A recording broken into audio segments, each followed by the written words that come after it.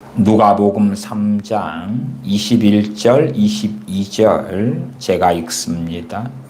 백성이 다 세례를 받을새 예수님도 세례를 받으시고 기도하실 때에 하늘이 열리며 성령님이 형체로 비둘기같이 그의 위에 강림하시더니 하늘로서 소리가 나기를 너는 내 사랑하는 아들이라 내가 너를 기뻐하노라 하시니라.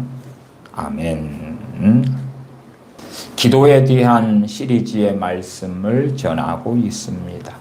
기도란 얼마나 중요한지 아무리 강조해도 지나치지 않을 것입니다. 그럼에도 참으로 기도에 대한 말씀 또한 기도는 균형을 이루어야 하는 것은 너무나 명확한 이야기가 됩니다. 주님께서도 산상수훈 등에서 이방인들은 많이 구하여야 할 줄로 안다. 중언부언하지 말아라. 잘못된 기도 생활 또한 사람에게 보이려고 하는 기도 생활 등에 대해서 많이 증거하시고 가르쳐 주셨습니다. 어떠한 극단적 기도 만능주의처럼 내가 어떠한 사람인가, 어떻게 전능하신 하나님을 사랑하고 경외하며 순종하며 살아야 될 것인가 하는 것 없이 단지 기도만 분리해내어서 기도만 하면 된다 하는 그러한 잘못된 망상들이 많이 퍼져 있기 때문에 성경의 전반적인 또한 주님께서 기도에 대하여 가르쳐 주신 말씀들을 중심으로 기도에 대하여 살피고 있기도 합니다. 신약이나 구약이나 기도에 대한 참으로 많은 가르침이 있습니다. 물론 그렇다 해서 결코 기도에 대한 그러한 중요성이 약화되거나 사라지면 안 됩니다. 그러나 기도가 너무나 중요함에도 불구하고 단지 하나님에 대한 경외함 없이 사랑 없이 순종 없이 기도만 하면 된다는 그러한 망상에 빠지면 안 됩니다. 전에 어떤 설교자가 극단적으로 회개에 대한 강조를 하였습니다. 그 중에서도 과거 오래된 일제시대에 벌어진 신사참배에 대하여 대한민국의 마치 모든 문제를 해결하는 만능키로서 신사참배를 회개하면 대한민국의 경제 문제, 안보 문제 혹은 모든 문제가 해결된다는 그러한 가르침을 한국교회에 많이 전파하였습니다. 그래서 그것을 받아들인 사람들이 극단적인 회개병, 신사참배에 대한 회개병에 걸려서 마치 그것만 날이면 날마다 신사참배 잘못했습니다, 회개합니다. 그렇게 하면 될 줄로 아는 망상 속에 빠져들기도 했습니다. 또 어떨 때는 각 개인이나 단체나 교단이나 교파가 자, 우리가 이러이러한 선언문을 낭독합니다. 그렇게 하나님 앞에 하면 모든 것이 다 해결될 것 같은 그러한 거짓말을 전파하기도 했습니다. 우리는 성경에서 어떠한 부분을 도려내고 잘라내서 한 극단에 빠지기를 참 좋아합니다. 그럼에도 그 가운데 기도에 대한 잘못된 가르침과 극단들이 많지만 그러나 기도 생활은 기도하는 것은 참으로 중요하다. 결코 그것은 불변의 것이다. 그래서 오늘은 특별히 마태, 마가, 누가, 요한복음, 사복음서 가운데 우리 주님의 기도 생활에 대하여 잘 나와 있는 그러한 복음서가 누가복음이 됩니다. 주님께서 하신 긴 기도가 나와 있는 복음서는 요한복음이지요. 그러나 주님의 기도 생활에 대하여 간략하게 그렇게 중간에 나와 있는 복음서는 누가복음이기 때문에 누가복음을 통하여 주님의 기도 생활, 주님께서 본을 보이신 기도 생활, 또한 주님의 기도 생활에 대하여 군데군데 같이 살펴보도록 하겠습니다. 전능하신 아버지의 아들 되신 독생자 되신 주님께서도 이렇게 기도 생활을 하셨는데 하물며 우리이겠습니까? 그래서 우리의 신앙생활에 있어서는 정말로 기도 생활은 너무나 중요하고 중요하다. 육체의 심장이 중요하고 뇌가 중요하고 또한 다른 기관들이 생명과 바로 직결되어 있어서 중요한 것 이상으로 기도 생활은 너무나 중요하다. 그럼에도 기도와 말씀도 뗄래야 뗄 수가 없고 기도와 순종도 뗄래야 뗄 수가 없다. 누가복음 3장 21절 22절을 읽고 시작하기 전에 히브리서 5장 7절의 주님의 기도 생활에 대하여 나와 있는 말씀을 제가 먼저 읽어드리자면 히브리서 5장 7절을 제가 읽어드립니다. 그는 육체에 계실 때에 자기를 죽음에서 능히 구원하실 이에게 심한 통곡과 눈물로 간구와 소원을 올렸고 그의 경외하심을 인하여 들으심을 얻었느니라. 우리 주님께서 죽음에서 능히 구원하실 이 아버지 하나님께 심한 통곡과 눈물로 간구와 소원을 올렸다. 그렇게 기도하셨다. 그리고 그 응답을 받으셨는데 그것은 그의 경외하심을 인하여 그렇다. 주님의 아버지를 경외하심 때문에 주님께서 아버지를 경외했기 때문에 들으심을 얻었다. 단지 극단적으로 기도만 하면 된다. 주님의 기도 생활은 전혀 그렇지는 않습니다. 많은 기도만 하면 된다. 부지런히 하면 된다. 열심히 하면 된다. 나 혼자 많이 반복해서 하면 된다. 혹은 나 혼자 안 되니까 교회 중보기도팀에 말해서 하고 주변에 말해서 하고 그렇게 하면 된다. 물론 그렇게 해서 상당히 유효하고 효력 있고 응답이 있을 수도 있습니다. 그러나 그것이 일반론은 아닌 것입니다. 절대론도 아닌 것입니다. 주님의 이 기도가 응답받은 것은 히브리서 5장 7절에 주님의 경외하심, 아버지를 경외하심으로 인하여 들으심을 얻었느니라 말씀하고 있습니다. 그래서 기도와 다른 것들을 분리시켜버리는 그러한 기도에 대한 극단적인 혹은 맹신적인 그러한 성경 이해나 말씀에 대한 이해는 참으로 우리가 잘못된 길로 걸어가는 것이 되어진다. 우리는 기도할 때에 정답표를 좋아합니다. 저도 지금 기도의 메커니즘을 이해하라, 이 기도에 대한 말씀의 시리즈를 20번을 넘게 하고 있으니까 사람들은 아이고 그렇기보다도 기도문을 알려주시면 어떨까요? 내 개인의 기도문, 내 남편과 아내를 위한 기도문, 내 자식을 위한 기도문, 내 가족 가운데 불신자, 구원받지 못한 사람의 구원을 위한 기도문, 또한 육신의 치유를 위한 기도문, 그런 것을 가르쳐주면 어떨까요? 그러면 그것을 우리가 부지런히 하면 가장 최상의 가능한 대로 기도문을 알려주거나 혹은 교회사적으로 탁월한 하나님의 종들이 있어 왔지요. 요한 웨슬리나 조지 휘필드나 조나단 에드워즈나 혹은 종교개혁자들이나 존 락스나 이런 탁월한 하나님의 사람들의 기도문, 그들이 기도했던 기록을 가지고 기도문을 만들고 혹은 에베소서 1장 3장 등의 사도 바울을 통한 기도문, 시편의 많은 기도문을 이렇게 짜집기 해서 그래서 아름답고 성경적이고 멋진 기도문을 알려주시면 그것을 가지고 부지런히 하면 좋지 않을까요?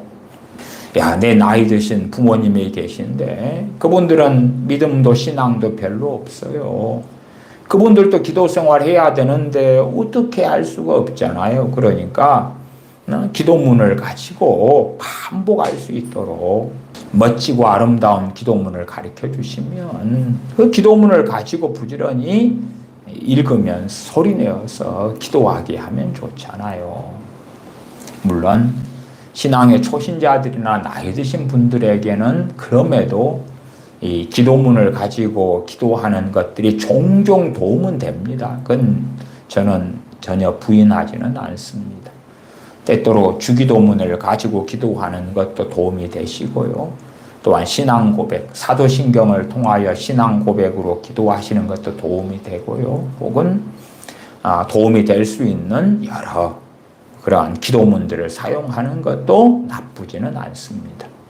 그러나 그러한 부분에 정답표는 없다고 말씀드리는 것이고, 그냥 나이가 너무 드셔서 그래서 스스로의 어떤 생각할 지력도 별로 없고, 또한 정신적으로 금치산자, 한정치산자 그런 상황에 모이거나 마귀에게 너무 짓눌리거나 우울증이 너무 심해서 정상적인 사고, 정상적인 마음으로 기도할 수 없는 사람들을 위해서 어떠한 기도문을 가지고 기도하도록 하고 돕는 것은 저는 필요하다.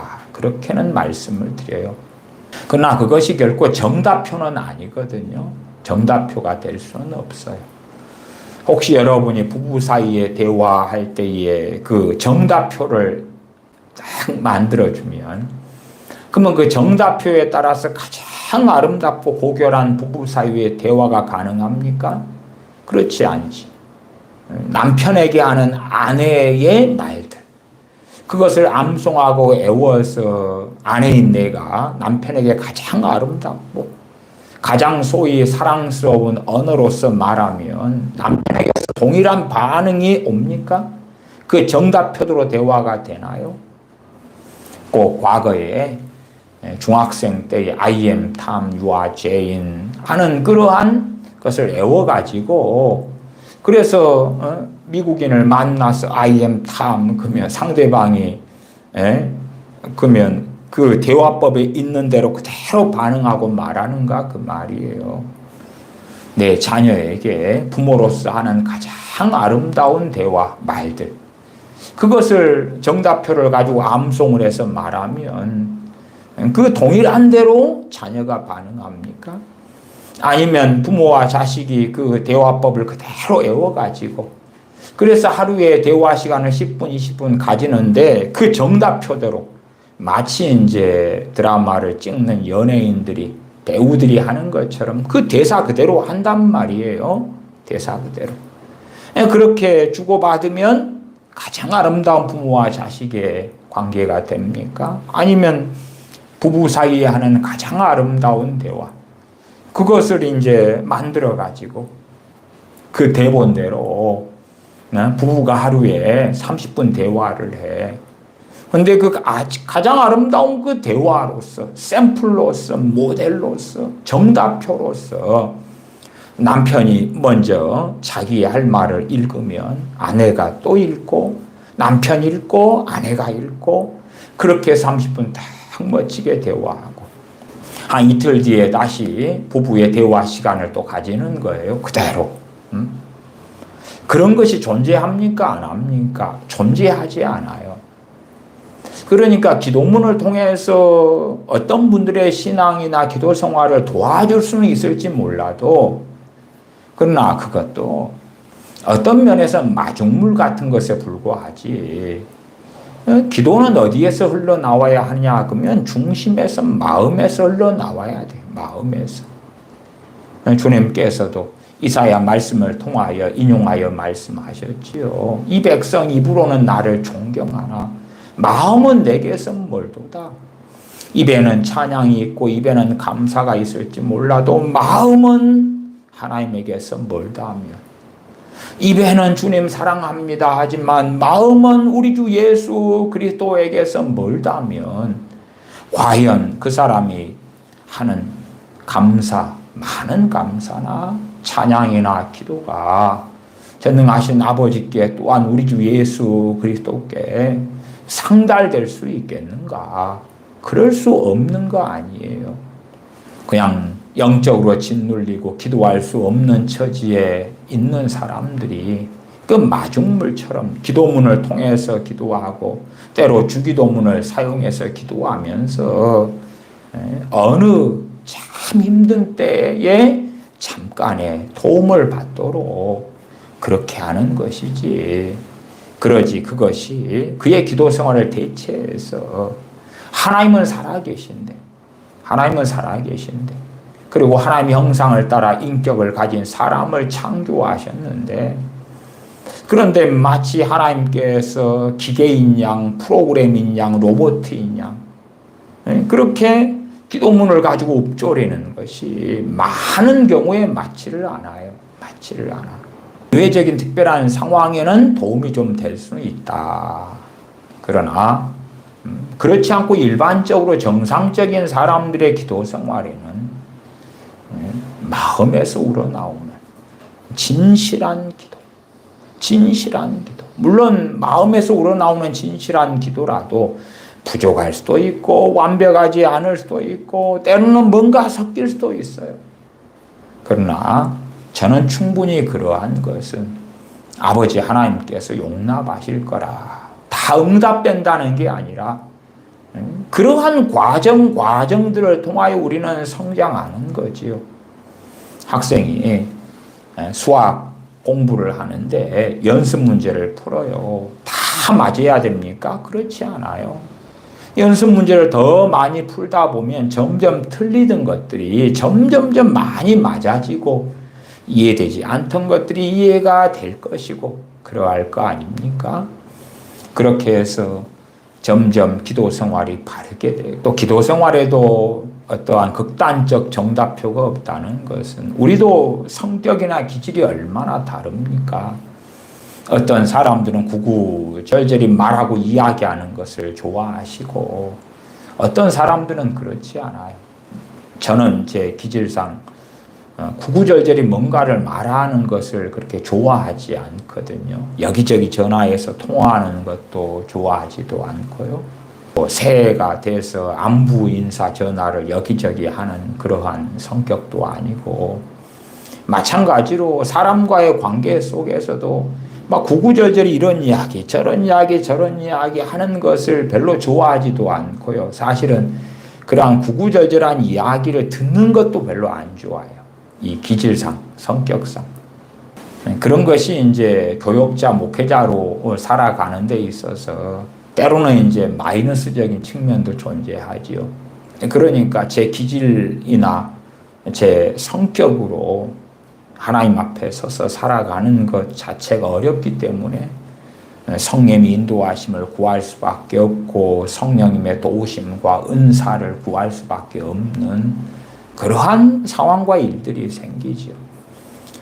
그럼에도 어쨌든 간에 하나님께 기도하는 것은 제 신앙과 믿음으로 기도하는 거고, 그리고 제 인격이나 제 기질을 가지고 기도하고 살 수밖에 없기 때문에 하나님께 기도할 때도 그래 구구절절히 뭔가를 그렇게 아뢰는 그런 스타일은 전혀 되지가 않습니다. 그런 대화를 못해요.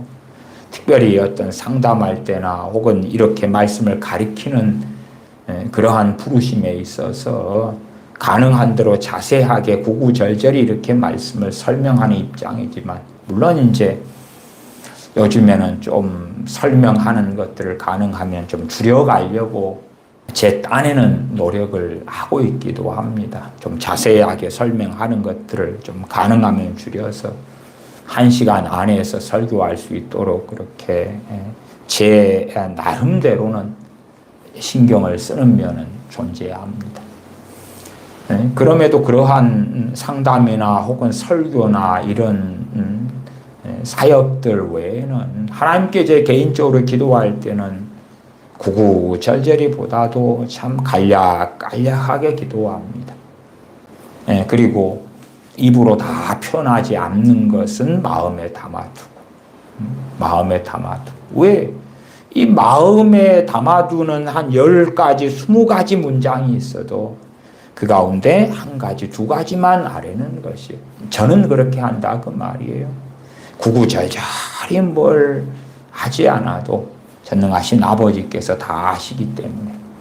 그러나 아신다 해서 기도 생활을 안 하면 안 되지요. 그래서 간략하게 그리고 중심에 뭔가 아랠 거 있으면 그건 이 중심 안에 담아두고 그리고 최대한 간략하게 기도할 때 좀 단순하게 이런저런 말이 많지 않게 그렇게 기도하는 스타일입니다. 물론 어떤 분들은 말하는 것을 좋아하셔가지고 구구절절히 막 말하면서 기도하실 수도 있으실 거예요. 뭐 그런 것을 반대하지는 않습니다만은 우리는 야고보서 말씀을 통해서 알지요. 말이 많으면 허물이 많다는 것을. 전능하신 아버지 앞에서 기도할 때도 많은 말을 하는 것이 그렇게 때로는 좋지 않다는 것도 이해는 하셔야 될 줄로 압니다. 주님의 기도 생활에 대하여서 누가복음을 통하여 얼마간 살펴봅니다. 3장 21절 22절 읽었습니다. 다시 읽습니다. 백성이 다 세례를 받을세 침례를 받을세 세례 요한에게 침례를 받는 상황입니다. 예수님께서도 세례를 받으시고 기도하실 때 하늘이 열리며 세례 요한에게 우리 주님께서 의를 이루시기 위하여 세례를 받으셨는데 물론 선지자 세례 요한 입장에서는 아닙니다. 내가 주님께 가서 세례를 받아야 되는 입장입니다. 그러나 주님께서는 아니다. 이렇게 해서 의를 이루는 것이 맞다. 그 참 신비적이고 놀라운 말씀을 하셨습니다. 단지 주님의 세례 받으시는 것의 초점보다도 한편으로 세례를 받으시고 그 다음에 무엇에 초점을 좀 더 우리가 주고 말씀을 상고할 수 있냐 그러면 주님의 기도입니다. 주님의 기도. 정확하게 주님께서 아버지께 어떠한 기도를 했는지는 나오지 않습니다. 그러나 주님께서 세례를 받으시고 21절 하반에 기도하실 때에 하늘이 열리며 전능하신 아버지 하나님을 경외했고 사랑했기 때문에 마치 사랑하는 가족이라면 가능한 대로 떨어져서 살지 않기를 원할 거 아닙니까? 사랑하면 사랑할수록 함께 더 많은 시간을 보내고자 하겠지요. 제가 최근에도 그런 설교를 주일날 했습니다. 이 뱃속 안에가 미움이 있으면요. 미움이 있으면 때때로 생각난다고. 때때로. 그럴 때마다 이제 근원적인 미움이 자기에게 있다는 것을 인정을 안 하고 그냥 용서합니다 그러고 있는 거예요. 그 화장실에 갈 때가 훨씬 지났는데 그래서 뱃속에 이제 똥이 꽉 대장이가 차 있으면 뭐가 나와요? 방귀가 나와. 더 많이 찰수록 방귀가 나올 거 아니에요. 그러나 그렇게 생각하는 경우도 있어요. 자기 뱃속에 있는 미움은 동의하거나 인정하지는 않고요. 왜? 자기의 경건을 너무 믿어. 말하자면 스스로 의롭다 하는 자들. 경건을 너무 믿으니까 밖에서 마귀가 역사하는 거야. 그럴 수도 있어요. 근데 마귀가 역사하려면 대부분의 경우에 근거가 있어야 돼. 그래서 용서하지 않는 사람, 용서하지 않는 자신의 완악함을 회개하기보다도 어떻게 하면 자기가 의로워지냐 그러면요. 그 사람이 내게 입힌 상처가 너무 크다고 믿어버리면 그러면 그것을 용서하려고 발버둥 치는 자기는 얼마나 정결하고 의롭고 깨끗한 사람이 됩니까?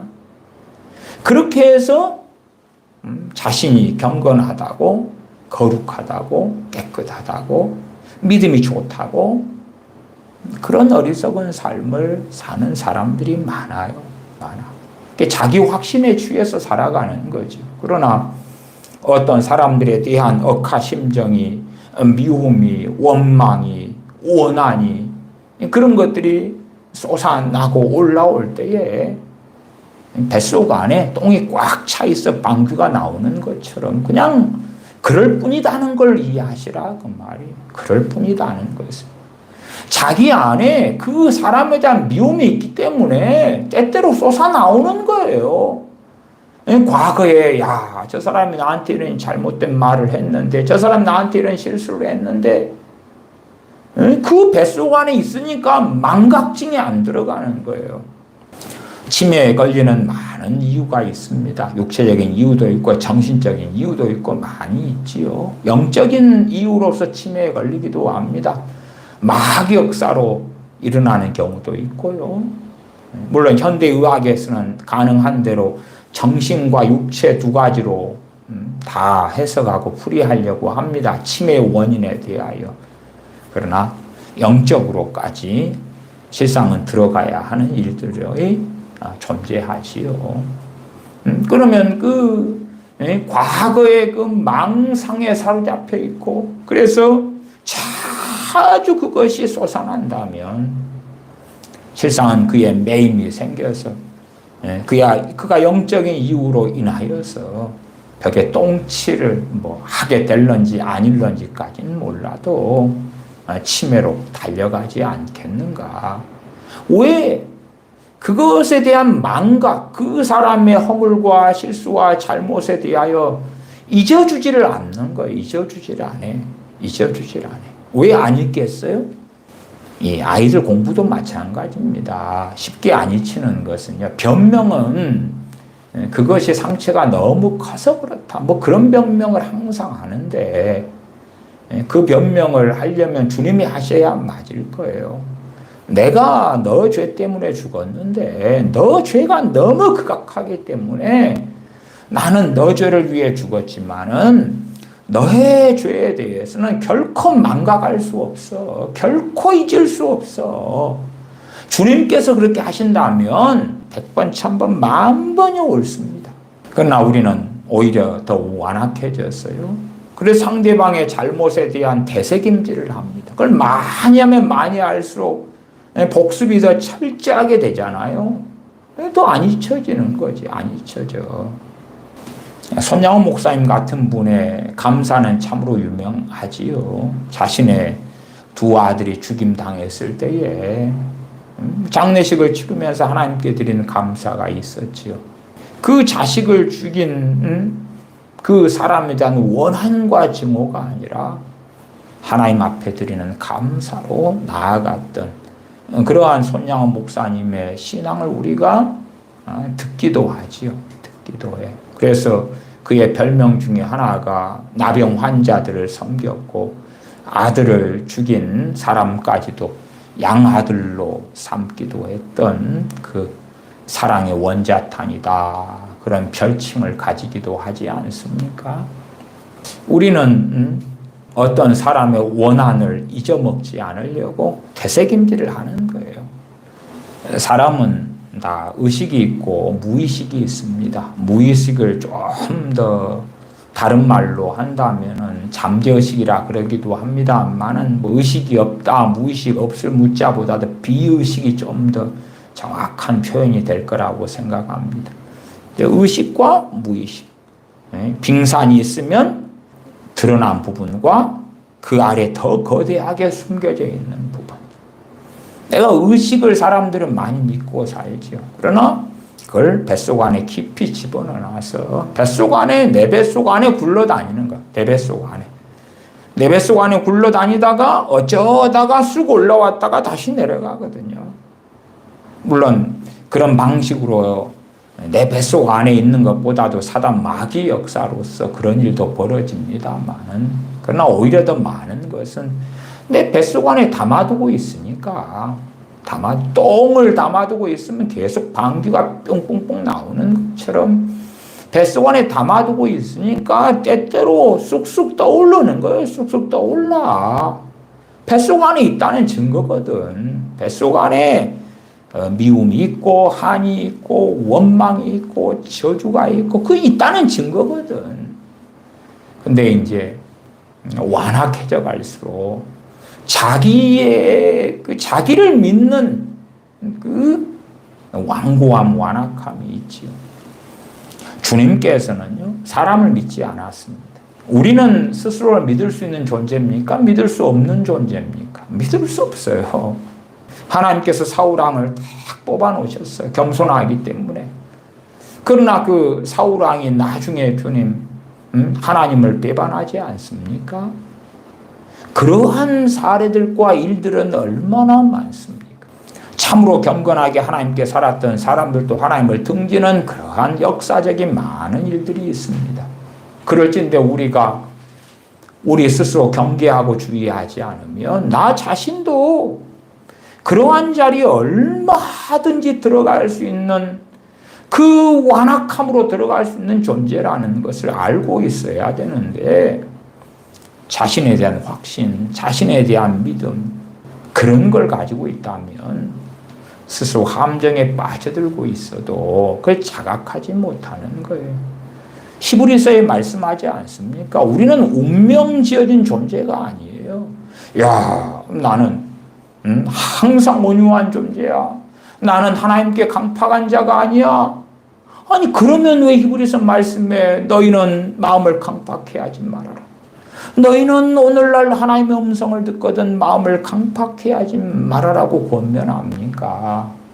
얼마든지 우리는 강팍해 될 수 있는 자들이기 때문에 그런 거예요.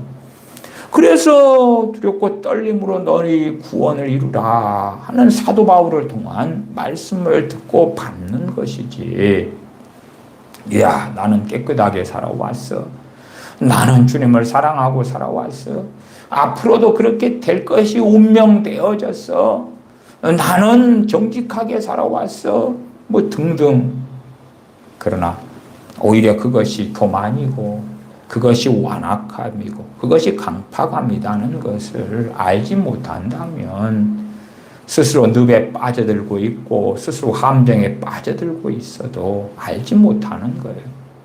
참 영적인 세계, 특별히 마귀의 역사, 마귀의 공격에 대하여 알지 못하는 많은 믿는 사람들이 있습니다. 그래서 저는 마귀 역사, 마귀 공격에 대하여 많이 설교해 왔어요. 그럼에도 불구하고 또한 마귀병에 들어가 버린 사람들은요, 자기 안에 있는 미움과 증오에 대하여 그건 마귀 역사라고 하는 거예요. 마귀에게 책임을 전가하는 거예요. 전가해. 극단적 마귀론이지요. 무엇만 있으면 마귀 역사라는 거예요. 자기 안에는 없다는 거예요. 없어. 자기 안에는 없어. 아니, 똥덩어리가 있어요. 똥파리가 막 달라들어 붙어 있잖아요. 자기가 똥이니까 그렇지. 똥이니까. 마격사가 막 많이에요.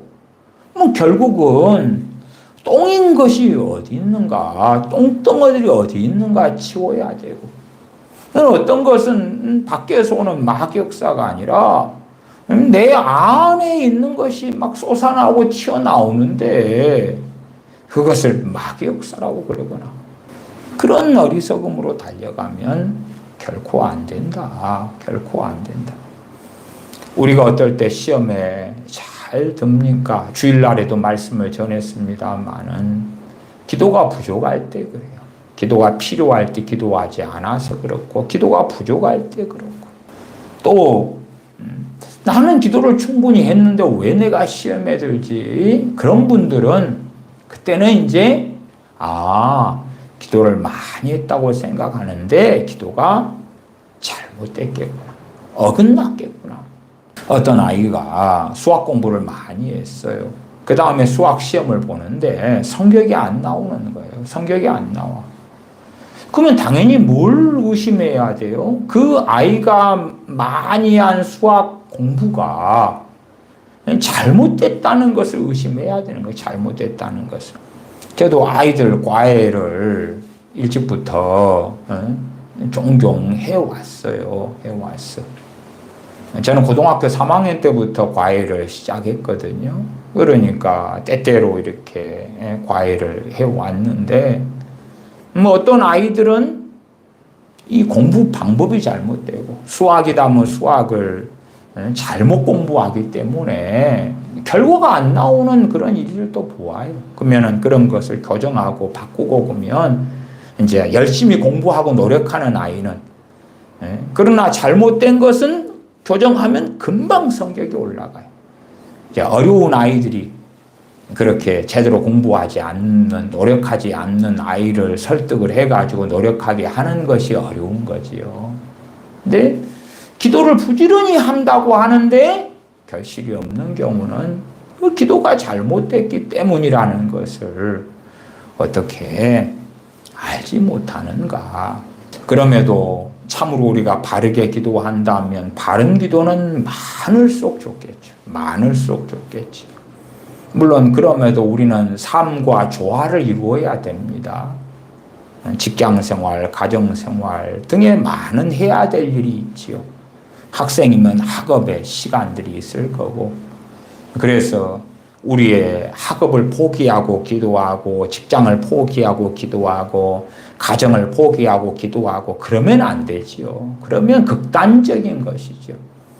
우리가 해야 될 것을 하는 가운데 기도 생활을 해야 되고, 그럼에도 많은 해야 될 것 가운데 기도 생활은 정말 가장 중요한 자리에 놓여야 한다.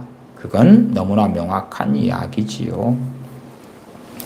주님께서 세례 요한에게 세례 받으시고 그 다음에 기도하십니다. 세례 받으시고 기도하실 때에 하늘이 열리며, 기도 생활과 하나님의 살아계신 역사를 체험하고 누리는 것은 직결되어 있다. 직결되어 있다. 주님께서 기도하실 때에 하늘이 열렸다. 하늘이 열렸다. 그리고 전능하신 아버지께서는 말씀하시지요.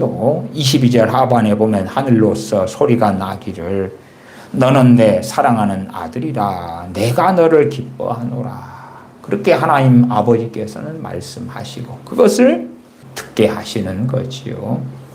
또한 기도하실 때에 첫째는 하늘이 열리고 하늘이 열렸고요. 두 번째는 22절에 성령님이 형체로 비둘기같이 그의 위에 강림하시더니, 주님께서 기도하실 때에 성령님의 강림이 있었다.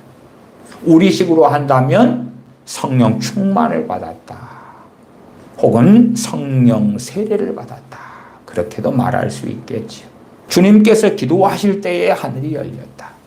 그러면 기도하지 않으면 하늘이 열리지 않고, 기도할 때에 성령님이 비둘기처럼 주님께 임하셨다. 기도하지 않으면 그렇지 않다. 그렇지 않다. 어떤 부흥집회 같은 데 가서 목회자가 안수함으로 막 성령 충만을 받는 일들이 있어요. 실상은 그런 사람도 몇 부류에 국한되는 것을 저는 자주 보아왔어요. 말하자면 제가 집회를 인도할 때 안수에서 성령 충만을 받는다거나, 또한 저 말고 다른 주의 종들, 다른 교역자분들이 안수하여 성령 충만을 받는다거나, 그럴 때에 첫째는 초신자들이 그렇더라. 초신자들 같은 경우는 기도 생활을 많이 하고 그런 믿음도 신앙도 없지요. 그러나 이제 초신자들 가운데 사모함으로 참여한 초신자들. 그 다음에 교회 교우분들 가운데서도 정말 평상시 기도하면서 하나님의 은혜를 사모한 사람들. 그 다음에 회개함으로 하나님께 긍휼을 구하며 엎드려 있는 사람들. 마치 바리새인과 세리가 기도할 때에 그 세리는 하늘을 쳐다보지도 못하고 죄인이로소이다. 불쌍히 여겨달라고, 긍휼히 여겨달라고 하나님께 엎드릴 수밖에 없는 그 세리가 전능하신 아버지 하나님 앞에서 바리새인보다 더 의롭다함을 얻은 것처럼 회개하는 심령으로 참여하고 하나님께 나온 사람들, 그런 사람들에게 안수했을 때에 성령 충만도 임하고 또한 더 큰 은혜도 임하고 때로는 마귀 역사가 떠나기도 하고 그렇더라 그 말이에요. 그러지 충분히 하나님께 나아가고 평상시에 기도할 수 있었던 사람들이 요행수로서 집회에 참석해서 머리를 디밀고 안수만 많이 받으면, 혹은 애엄마 받으면 뭐가 될 걸로 생각하는 경우는 그렇지 않더라. 그렇지 않더라. 우리 주님께서 기도하실 때 하늘이 열렸습니다. 마찬가지로 우리도 전능하신 아버지를 경외하면서 기도할 때에 하늘이 열릴 수 있겠지요. 또한 22절에 성령님이 형체로 비둘기같이 그의 위에 강림하시더니, 성령님의 강림하심, 성령님의 충만케 하심을 어떨 때요? 기도할 때에, 기도 생활할 때에 받을 것이다. 받을 것이다. 그러나 잠깐 기도하니 흉내만 내고 그렇게 꾸준하게 신실함으로 기도 생활하지 않는 사람들은 성령 충만은 대부분의 경우에 그하고는 거리가 멀 것이다. 그렇기 때문에 그의 신앙생활은 재미도 없고 힘도 없고 능력도 없고 기쁨도 없고 즐거움도 없고 오히려 신앙생활하는 것이 때때로 그에게 짐이 될 것이다. 거기에 마귀가 더 강하게 역사하면 오히려 신앙생활하는 것이 이 세상에서 큰 짐이 될 수도 있겠지요. 신앙생활하고 주님을 섬기는 것, 아버지 하나님을 섬기는 것이 기쁨이 아니라 즐거움이 아니라 짐이 되어버린다면 저 사람은 최소한 첫째는 기도 생활을 하지 않는 사람이구나. 둘째는 그는 말씀을 사랑하고 말씀을 붙잡는 그런 사람이 아니구나. 말씀도 사랑하지 않고 말씀을 마음에 담아두지도 않고 그렇게 사는 그러한 이상한 크리스천이구나. 그리고 주님께서 기도하실 때 아버지께서는 너는 내 사랑하는 아들이라 내가 너를 기뻐하노라 하는 말씀을 들려주셨습니다. 그러면 진실로 깨어있어 기도 생활할 때에 성령님의 감동도 당연히 더 쉽게 받고 또한 성령님의 음성도 주님의 음성도 더 쉽게 듣는 건 당연하다. 그러나 마치 주님을 조종하는 자처럼 이것을 내가 물을 테니까 이걸 응답해 주세요. 이건 어째요? 저건 어째요? 그렇게 가는 사람들은 이미 미혹 속에 빠져들어가는 그런 사람들이 된다. 문딘다 올슨의 묻는 기도 같은 그러한 신앙서적이 있습니다만은 그것은 미혹의 온상지가 되는 책이에요. 뭔가를 묻는다. 하나님께 묻는다. 그때에 그 묻는 것이 하나님 앞에서 대부분 옳지 않은데 그러면 당연히 하나님을 가장하여 더러운 귀신이 음성을 들려주겠지요. 성경을 전체로 살펴보실 때에 뭔가를 묻는 그런 기도는 거의 없습니다. 예외적일 뿐이에요. 예외적일 뿐이에요. 그러나 어리석은 사람들은 하나님께 정답을 바로 즉각 듣기를 원하는 것처럼 묻기를 좋아하는 거예요. 학생이 수학 문제를 앞두고 선생님께 선생님 이거 정답이 뭡니까? 물으면 선생님은 뭐라 그러겠어요? 그 문제를 풀어봐라, 풀어봐. 아니요, 나는 풀기 싫어요. 그냥 정답만 뭔지 가르쳐줘요. 그런 것은 얼마나 어리석은 학생이 되겠는가? 그 이상으로 어떤 것에 있어서 정답이 뭐예요, 정답이? 그러나 우리는 고난 속에서 또한 주님을 쫓아 살아가는 믿음의 여정 가운데 깨달아져 가고 성숙해져 가고 연단되어져 가고 주님을 닮아져 가고 또한 그런 가운데 말씀을 깨닫고 더 회개로 나아가고 의롭게 되어지는 그러한 믿음의 길을 걷는 것인데 정답이 뭐예요? 정답이. 그 다음에 너희는 남의 일에 간섭하는 죄를 짓지 말아라. 뭐 간섭을 해. 인터넷상에 그런 것을 사람이 좋아하잖아요. 저기 아무개는 천국 갔어요? 안 갔어요? 그래서 지옥에 간 누구 뭐 지옥에 가는 아무개 유명 목사님, 지옥에 가는 아무개 또 목사님 뭐 그런 걸로 영상을 만들면 그러한 미혹의 영상들은 사람들이 어마어마하게 보는 거예요. 어마어마하게 봐.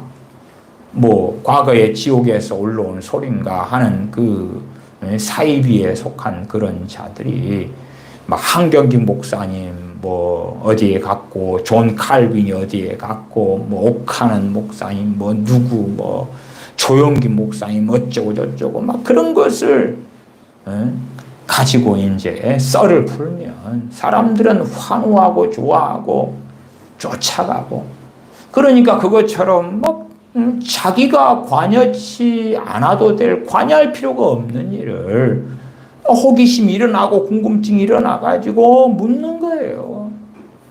그때에 더러운 귀신이 역사하는 것은 얼마나 쉬운 일이겠느냐. 그럼에도 주님께서 기도하실 때 아버지께서 주님께 말씀하셨고, 또한 사람들에게 주님에 대하여 증거하셨다. 그러면 진실로 주님의 음성을 듣고 사는 사람들의 가장 기본이 무엇이겠는가? 기도로 깨어있는 사람들이다. 누가복음 4장을 갑니다. 누가복음 4장 1절 2절입니다. 누가복음 4장 1절 2절 제가 읽습니다. 예수님께서 성령님의 충만함을 입어. 주님께서 성령님의 충만함을 입었다. 언제 그랬어요? 얼마 전에 3장에서 세례 요한에게 세례 받으시고 기도하실 때에, 세례 받으신 다음에 기도하실 때에 하늘이 열리고 성령님이 형체로 비둘기처럼 주님께 임하셨다. 그것을 이 누가복음 4장 1절은 성령 충만함을 주님이 받으셨다, 입으셨다, 그렇게 정확하게 표현합니다. 아, 주님께서 그때 성령 충만을 받으셨구나. 예수님께서 성령님의 충만함을 입어 요단강에서 돌아오사 광야에서 40일 동안 성령님이 이끌리시며 마귀에게 시험을 받으시더라. 주님의 40일 동안의 금식. 당연히 이 금식은 다른 말로 바꾸면 금식 기도가 될 것입니다. 주님의 40일 동안의 금식이 나와 있어요. 주님께서 공생애를 시작하시기 전에, 본격적으로 공생애 사역을 시작하시기 전에 주님께서는 40일 동안 금식하셨습니다. 그 금식은 금식 기도입니다. 금식 기도. 그냥 주님께서 40일 동안 굶으신 것이 아니라 전능하신 아버지 앞에서 기도로, 금식과 기도로 엎드린 것을 이야기합니다. 그래서 우리의 인생도 그럴 겁니다. 참으로 중요한 일을 앞두고는 마치 주님께서 40일 금식하심에 기도하신 것처럼 집중 기도의 때가 필요할 거라. 우리가 큰 일을 앞두고는 정말 그 큰 일에 우리가 객관적으로 생각해서 하나님의 정말로 도우심이 필요해. 그러면 당연히 뭐 40일 금식 기도를 해야 된다 그런 이야기는 아니고, 그 정도는 아니지만 참 많은 기도, 집중적인 기도가 필요하겠구나. 어떠한 일에 정말로 주님의 도움이 필요하구나. 그러면 집중적인 기도가 필요하구나. 아니, 그거보다 주님의 진실로 도움이 아니면 안 되겠구나 할 때는 금식까지도 필요하겠구나. 금식까지도 필요하겠구나. 난외주로 나와 있습니다. 많은 이런 유는 기도와 금식 외에는 나갈 수가 없느니라 하는 마태복음의 말씀을 우리가 상고해 보면, 마가복음의 이런 유는 기도 외에는 나갈 수가 없느니라. 기도만 하는데 부족하니까 금식을 통하여 뭘 도와야 돼요? 기도를 도와야 돼. 기도를 도와야 돼. 그래서 전능하신 하나님 아버지의 도우심이 얼마나 필요한 문제냐. 그 일이 얼마나 심각한 일이냐. 얼마나 중요한 일이냐. 중요하면 중요할수록 이 기도는 더 많이 필요하게 된다. 더 많이 집중하고 몰입하고 그러한 것이 필요할 것이다. 주님께서는 본격적인 공생의 사역을 시작하시기 전에 성령 충만을 첫째 받으셨고, 성령 충만을 받으셨고, 두 번째는 광야에서 40일 동안 성령님이 이끌리셔서 광야에서 계셨고, 금식하며 계셨고, 그 다음에는 이제 마귀에게 시험을 받으셨다. 4장 2절에 마귀에게 시험을 받으시더라. 이 모든 날에 아무것도 잡수시지 아니하시니 날수가 다함에 줄이신지라. 하나님 앞에서 엎드려 금식하며 기도하든지 그렇게 정말 중요한 것을 놓고 기도할 때는 우리가 알 수도 있는 것 중에 하나는 마귀의 공격이 있을 수 있겠구나. 충분히 마귀의 공격이. 그래서 마귀의 공격에 당하고 나면 좀 극단적으로 말씀을 드리면 그 기도가 무용지물이 돼버려. 무용지물이 돼버려. 마귀의 공격에 당해버리면 아니에요. 당해버리면. 하나님의 큰 은혜가 임하기 전에 막 기도를 많이 했어요. 큰 은혜가 임하려고 그래요. 근데 거기에서 이제 용서하지 못함의 문제, 원한의 문제, 미움의 문제 그런 것이 시험거리가 되고 그걸 통과하지 못하면 하나님의 복이 임하려고 그래요. 예를 들어서 우리에게 있는 고질병, 난치병이 있다 그래요. 그러면 하나님의 은혜로 고쳐질 거 아니에요. 그렇죠? 왜? 고질병, 난치병을 가지고 오랫동안 살아왔으니까 거기에 특별히 하나님의 치유를 우리가 바랄 거 아니에요. 그때 되면 마귀의 시험이 있을 수 있죠. 그 마귀의 시험도 말씀은 참 놀랍게 나와요. 4장 1절 2절로 가면 성령님이 이끌리시며 마귀에게 시험을 받으시더라. 참 신비롭죠. 어떻게 성령님께서 이끌으시는 거하고 마귀에게 시험을 받는 것이 함께 이어져 있는가? 그건 우리가 다 이해할 수 없는 그런 신비지요.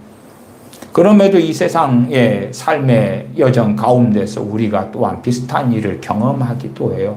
물론 그 진실한 실상을 대부분은 모르고 지나가 버리지만 하나님으로부터 복이 임할 때에 고질병, 난치병이다 그러면 치유가 임할 때에 바라보시는 일이 벌어지죠. 거기에는 마귀의 공격도 있고 거기에는 미움과 증오와 원한과 미움의 문제도 있고 여기에서 불합격해버리면 하나님께서 고쳐주시고 치유하시는 것이 없어져 버리죠. 그러한 기회들을 간혹 하나님의 특별한 은혜의 때가 찾아오는데 그때는 바라보시는 일이 함께 동반되는 것이 대부분이다. 대부분. 그 바라보심에서 떨어져 버립니다. 그러면은 그 사람이 그렇게 원했던 것, 그렇게 바랬던 것, 간절히 오랫동안 함께 구했던 것이 응답이 오기 직전에 사라지고 거두어져 버리고야 만다. 그것도 기억을 하셔야 될 것입니다. 주님께서 공생의 사역을 시작하시기 전에 금식하시며 40일 동안 금식하시며 하나님께 기도하셨다. 5장으로 가겠습니다. 5장입니다. 누가복음 5장 12절부터입니다.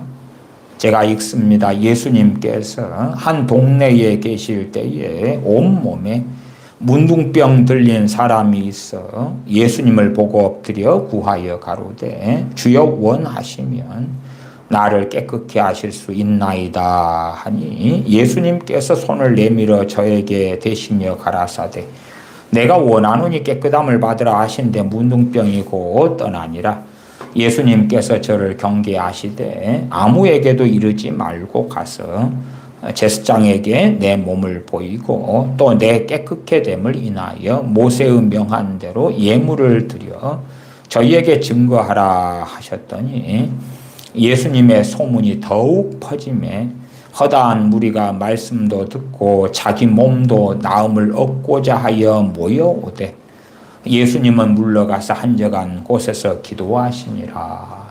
주님의 소문이 더 퍼져가지고 말씀도 듣고 자기 병도 나음을 얻고자 하여 모여오되 병원도 없고 돈도 없고 그렇게 열악할 때에 아니 주님께 고침받고자 오는데 주님께서는 물러가서 예수님은 물러가서 한적한 곳에서 기도하시니라. 당신이 사랑을 가지고 치료받으려고 고침받으려고 왔으면 잠을 못 자더라도 그렇게 밤이 맞도록이라도 모든 사람이 고쳐질 때까지 그 사랑을 가지고 다 치료해 줘야 될 거 아니에요. 사람들은 주님을 찾아서 말씀도 듣고 아니 말씀 들으려고 왔어요. 근데 주님은 물러가 버리죠.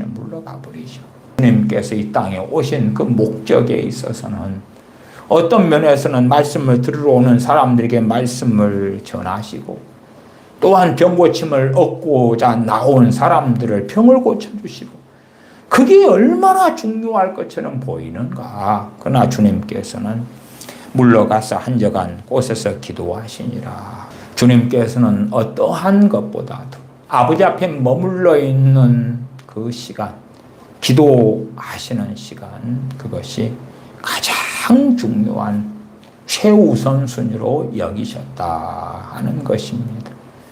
그래서 사람들이 말씀을 들으려고 오고 또한 병고침 받으려고 모여오되 그리 돼 있지요. 15절 하반에 말씀도 듣고 자기 병도 나음을 얻고자 하여 모여오되 그렇지만 주님께서는 물러가셨다. 한적한 곳에서 기도하시니라. 아버지 하나님과 함께 보내는 시간, 함께 머물러 있는 시간, 그것이 가장 중요하셨기 때문에 주님께서는 사랑하시는 아버지와 함께 시간을 보내셨다 하는 것입니다. 하나만 더 보겠습니다. 누가복음 6장입니다. 누가복음 6장 6절부터 보겠습니다. 누가복음 6장 6절부터 제가 읽습니다. 또 다른 안식일에 예수님께서 회당에 들어가서 가르치실세 거기 오른손 마른 사람이 있는지라. 서기관과 바리새인들이 예수님을 송사할 빈거를 찾으려 하여 안식일에 병 고치시는가 엿보니 예수님께서 저희 생각을 아시고 손 마른 사람에게 이르시되 일어나 한가운데 서라 하시니 저가 일어나 서거늘 예수님께서 저희에게 이르시되 내가 너희에게 묻노니 안식일에 선을 행하는 것과 악을 행하는 것 생명을 구하는 것과 멸하는 것 어느 것이 옳으냐 하시며 무리를 둘러보시고 그 사람에게 이르시되 너 손을 내밀라 하시니 저가 그리하매 그 손이 회복된지라. 저희는 분기가 가득하여 예수님을 어떻게 처치할 것을 서로 의논하니라. 이때에 사람들이 분기가 가득하여 안식일에 병 고치시는 주님을 보고 분기가 가득한 거예요. 왜 그들은 외형적인 안식일을 기억하여 거룩히 지키라 하는 것에 문자적으로 극단적으로 매몰되어 살아가거든요. 하나님을 사랑하고 이웃을 내 몸처럼 사랑하라. 이런 말씀은 온데간데 없고 그냥 종교적 형식으로서 안식일을 지키는 것만 너무 중요한데 주님께서는 안식일을 어기시는 걸 보고 그들은 분기가 가득하여 예수님을 어떻게 처치할 것을 서로 의논하니라. 이 상황 속에서 주님께서 이때에 예수님께서 기도하시러 산으로 가서 밤이 맞도록 하나님께 기도하시고 정말 주님에 대한 대적자들이 일어섰지요. 주님을 어떻게 해칠까? 그런 자들이 일어났어요. 그리고 주님에 대하여 악독한 악의적인 소문들이 이제는 강력하게 더 퍼져나가지요. 주님께서는 기도하시러 산으로 가서 그러한 상황과 일 속에서 주님께서는 기도하시러 산으로 가셨다. 그리고 밤이 맞도록 하나님께 기도하셨다. 철야 기도지요. 철야 기도. 밤이 맞도록 하나님께 기도하셨다. 이 참으로 중요한 일들 속에서 밤이 맞도록 하나님 앞에서 머물러서 기도하셨다. 주님께서 보이신 기도의 본을 우리가 잘 상고하고 생각해 보십시다.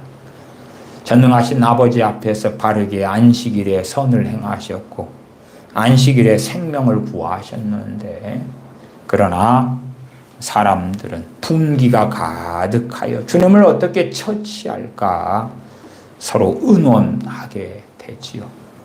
그러한 일 가운데 그에 대한 원한이나 미움이나 증오나 아픔이나 염려나 그런 게 아니라 주님께서는 기도하시러 산으로 가셨다. 그리고 밤이 맞도록 하나님께 기도하셨다. 어떤 면에서 우리가 어떤 핍박을 당하고 받았다고 합시다. 때론 모함을 받았다고 합시다. 그리고 그에 대한 후유증과 문제가 계속된다면 우리는 주님을 본받지 않아 그럴 수도 있습니다. 그럴 때가 있을 때는 주님께서 밤이 맞도록 기도하신 것처럼 참 많은 기도가 필요할 때구나. 그런데 그렇게 많이 기도하지 않았다면 그러면 최소한 우리 자신이 시험에 빠지고 들 것은 예견해야 될 것이지요. 주님께서 너희는 이렇게 기도하라 그러시면서 마태복음 6장에서나 누가복음 11장에 주님께서 주기도문을 가르쳐 주실 때에 우리를 시험에 들게 하지 마옵시고 다만 악에서 구하옵소서. 그 한 문장의 기도만 하면 시험에 안 드는가? 그렇다면 주님께서 밤이 맞도록 기도하실 필요가 없지요. 왜? 그 한 문장의 기도만 해버리면 될 테니까. 몸의 작은 질병을 고치는 것은 그나마 쉽지만 큰 병, 중병을 고치는 것은 얼마나 어렵습니까? 작은 병이 들었을 때 고치려면 작은 돈이 있으면 될 것이고 큰 병이 들었을 때 고치려면 큰 돈이 필요한 것은 너무나 상식적인 일 아닙니까? 그러나 사람들은 나태하고 게으르고 책임을 하나님께 전가하기를 좋아합니다. 큰 일을 앞두고 정말 하나님께 간절히 크게 몰두하여 기도하기보다 그냥 가볍고 쉽게 간단하게 믿습니다. 그렇게 하거나 아니면 심지어 그런 것조차도 안 하려는 그런 사람도 있고 책임을 다 아버지 하나님께 주님께 넘겼습니다. 좋은 결과로만 주실 줄 믿습니다. 그러는 자들이 있다고 말이에요. 그러나 주님께서는 이러한 분기가 가득한 자들, 주님을 어떻게 해치울까 처치할까 의논하는 자들, 물론 안식일에 선을 행하셨는데 아버지 하나님을 기쁘시게 했는데 오히려 모함을 당합니다. 안식일을 어겼다. 그리고 오히려 주님께서는 누구보다도 안식일을 지키신 분입니다. 물론 이 완악한 바리새인 서기관 유대인들의 입장에서는 안식일을 어긴 게 될지 몰라도 그러나 진실로 주님은 안식일의 주인이실 뿐만 아니라 아버지께서 기뻐하시는 안식일을 누구보다도 지키신 분이지요. 그리고 주님은 모함을 당하십니다. 이때 주님께서는 기도하시러 산으로 가사 밤이 맞도록 하나님께 기도하시고 그리고 이제 아버지 하나님의 응답을 받았다. 그렇게 유추해서 말씀을 드립니다. 밤이 맞도록 기도하시는데 아버지께서는 사도를 부르도록 응답을 하시는 것입니다. 그래서 13절의 밝음에 그 제자들을 부르사 그 중에서 12를 택하여 사도라 칭하셨으니 곧 베드로라고도 이름 주신 시몬과 및 그 형제 안드레와 및 야고보와 요한과 빌립과 바돌로메와 마테오와 도마와 및 알페오의 아들 야고보와 및 셀롯이라 하는 시몬과 및 야고보의 아들 유다와 및 예수님을 파는 자 될 가룟 유다와 예수님께서 저희와 함께 내려오사 평지에 서시니 밤이 맞도록 기도하실 때에 주님과 함께할 그 사도들을 선택하도록 전능하신 아버지께서 응답하셨다는 것은 너무나 확연한 이야기가 될 것입니다. 이러한 난관과 어려움 앞에서 우리 주님께서는 더 깊은 기도로, 더 간절한 기도로 또한 산으로 가셔서 밤이 맞도록 철야하시면서 아버지 앞에 기도하시는 걸로 이 난관을 통과해 가셨고, 그리고 사도들을 선택하고 부르시는 일로 이어져 갔던 것입니다. 다음 시간에 이어서 계속 말씀드리겠습니다. 기도하겠습니다. 주님께서 온전하셨고 거룩하시고 죄가 없으시고 전능하신 아버지를 지극히 사랑하셨고, 그러하나 얼마나 중요한 순간들마다 또한 시간마다 전능하신 아버지를 사랑하시기에 또한 전능하신 아버지 하나님의 도움을 힘입기 위하여 기도로 행하셨는가 하는 것을 살펴볼 때에 저희가 주님의 기도 생활을 본받지 아니하고 나아가 주님보다 심지어는 더 기도가 필요할진데 오히려 그렇지 아니하고 나태하고 게으르고 태만해 왔던 것을 고백하며 회개합니다. 주님의 기도 하심을 본받아서 기도로 깨어서 전능하신 아버지 앞에 머물며 전능하신 아버지 하나님의 은혜와 사랑을 기도를 통하여 받아 누리는 복된 자녀들로 살게 하여 주시옵소서. 우리 주 예수님의 이름으로 기도하옵나이다. 아멘.